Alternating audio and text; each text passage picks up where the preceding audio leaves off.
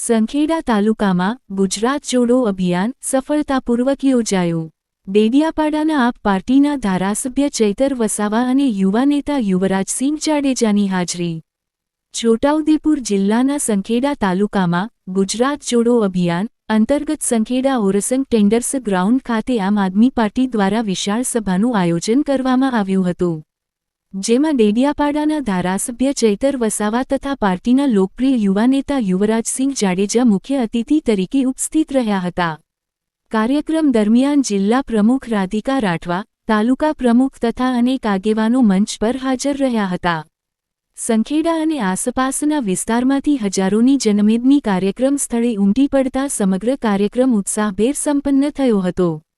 આ અભિયાન દરમિયાન રાજકીય રીતે મહત્વપૂર્ણ ડેવલપમેન્ટ વોઝવન આશરે 200થી 300 નવા કાર્યકરો આમ આદમી પાર્ટીમાં પસંદગી સાથે જોડાયા હતા, જેમાં અજીતસિંહ સહિતના અનેક યુવા કાર્યકરોએ પણ અધિકૃત રીતે પાર્ટીનો દસ્તાવેજી પ્રવેશ મેળવ્યો હતો।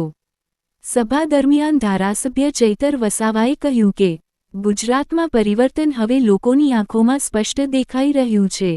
ભ્રષ્ટાચાર સામે લડત અને જનતાના હકો માટે આંદોલન એનું મુખ્ય ધ્યેય છે।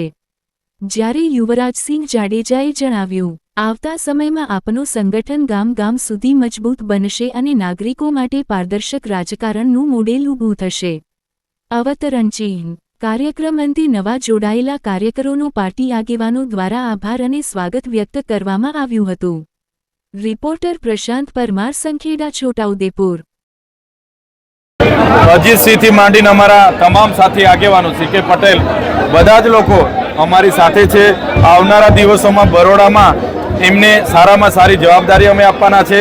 અમારી સાથે એમનું માન સન્માન જળવાય અને એમનું માર્ગદર્શન અમને બધાને મળે અને પાર્ટી સંગઠનને અમે મજબૂત કરીએ એવા અમારા બધાના પ્રયાસો છે।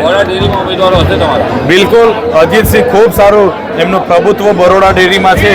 આવનારા દિવસોમાં સંખેડા, બોડેલી, છોટાઉદેપુર જેટલા પણ સભાસદો અને મંડળીઓના પ્રમુખ મંત્રીઓ છે બધાને સાથે રહીને આવનારા દિવસોમાં બરોડા ડેરી સહકારી માળખામાં પણ અમારી પાંખ મજબૂત બને એવા અમે પ્રયાસો કરવાના છે। અજીતભાઈએ અનેક સવાલો ઉઠાવ્યા છે બરોડા ડેરીમાં ભ્રષ્ટાચારના, તો બરોડા ડેરીમાં કેવા ભ્રષ્ટાચાર? અજીતસિંહ એ લોકોના હિતની વાત કરે છે। જ્યારે લોકો પોતાના પશુપાલન દ્વારા પોતાનું દૂધ ભરે અને એમાં જે કટકી થાય છે ત્યારે અજીતસિંહ દ્વારા જે પણ મુદ્દા ઉઠાવવામાં આવ્યા છે એ પૂરેપૂરા પારદર્શક મુદ્દાઓ છે, આઈના જેવા છે। એમણે એ વહીવટદારોને આઈનો બતાવ્યો છે અને આ લોકોએ એમને દબાવવા માટે ઘણા પ્રયાસો કર્યા। એમને કરોડો રૂપિયાની ઓફરો કરી, પછી પણ અજીતસિંહ દબાયા નથી અને ખુલ્લામાં આજે એમનો વિરોધ પણ કર્યો છે। ત્યારે એવા લોકોને પણ આવનારા દિવસોમાં ઉજાગર કરવાનું કામ અમે કરીશું। આ વર્ષે જે સ્થાનિક સ્વરાજની ચૂંટણી છે ત્યારે આ સ્થાનિક સ્વરાજની ચૂંટણીઓમાં કોઈ પણ જાતનું કોંગ્રેસ સાથે ગઠબંધન નથી। ત્યારે ગુજરાતના 15 મહાનગરપાલિકા, નગરપાલિકા અને 32 જિલ્લા પંચાયતો, 250 તાલુકા પંચાયતો, તમામ બેઠકો જે 12,000 બેઠકો છે એમાં આમ આદમી પાર્ટી સ્વતંત્ર લડવાની છે, પૂરી તાકાતથી લડવાની છે અને આમ આદમી પાર્ટી આવનારા દિવસોમાં તાલુકાઓ અને જિલ્લા પંચાયતોમાં પોતાની સત્તા અને પોતાની બોડી પણ બનાવવાની છે। સૌથી વધારે મને રોકવા માટે દેશના વડાપ્રધાન શ્રીને ડેડિયાપાડા લાવવામાં આવ્યા અને મારા વિસ્તારમાં મોટો કાર્યક્રમ કરવામાં આવ્યો। એમાં 500 કરોડ રૂપિયાની જોગવાઈ કરવામાં આવી। એની સામે મેં પોતે આહવાન કર્યું, નેત્રંગમાં સ્વયંભૂ 1 પણ રૂપિયાના ખર્ચા વગર લાખોની જનમેદની ત્યાં ઉમટી પડી। અસલ આદિવાસીઓ બધા નેત્રંગમાં હતા અને કર્મચારીઓનો પ્રોગ્રામ કરાવીને નરેન્દ્રભાઈ મોદી અહીંથી ગયા છે। ત્યારે આ જ અમારી તાકાત છે કે વડાપ્રધાન એક બાજુ કાર્યક્રમ કરતા હોય, એક બાજુ અમારો કાર્યક્રમ થતો હોય, એને રોકવા માટે પણ પોલીસ અધિકારીઓ અને એમના નેતાઓએ ઘણા પ્રયાસો કર્યા, છતાં અમારે લાખો જનમેદનીમાં કાર્યક્રમો થયા છે।